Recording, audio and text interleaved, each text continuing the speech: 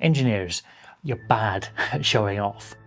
But please don't feel bad about it. Projects fail all the time because of a lack of understanding, but it's actually cheaper to take the time to tell a compelling story of your project rather than have messy meetings where people are talking cross purposes to each other, or to manage hostile press, or even worse, hostile Facebook groups. It turns out that there's a lot that can be learned from nerds like me who spend their spare time rolling funny shaped dice. In games of Dungeons and Dragons, because everything happens in the imagination, the act of clearly explaining something fantastical, which no one has ever seen before, becomes an art form. There are 5 lessons from Dungeons and Dragons which are very applicable to the only slightly more mundane world of engineering. First, you need to find the story of the project, conveying the importance of what you're presenting and why the audience should care. Though it might not always be a tale filled with emotion, a fully technical explanation is only rarely what your attendees want or need. The concept of show and tell should be in your head for every meeting. Technical drawings are wonderful things and full of information,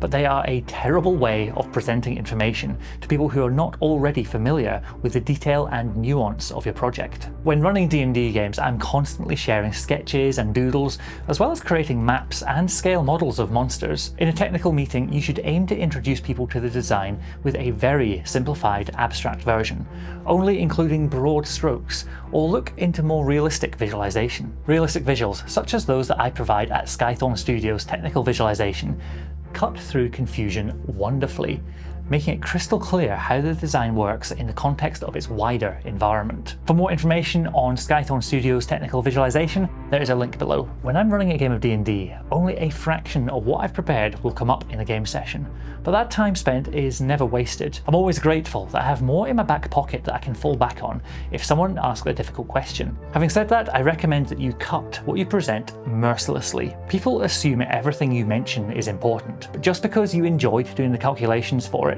doesn't mean it's relevant to your audience's understanding. I thoroughly enjoy running games of D&D for people who are brand new to the hobby. For a technical presentation, I'd recommend practicing on your favourite old person. There is nothing like explaining things from first principles to a layperson to help you understand something for yourself. They'll ask absolutely fundamental questions which you as an expert maybe hadn't considered. Whether it's the big boss fight in D&D or a high-stakes stakeholder meeting, you will present much better if you are actively listening to your players or meeting attendees. Active listening also means focusing on the details that people pick up on, regardless of whether you personally think it's important. Combining these methods, you will find that your meetings are more focused, more collaborative with your attendees, and maybe even shorter.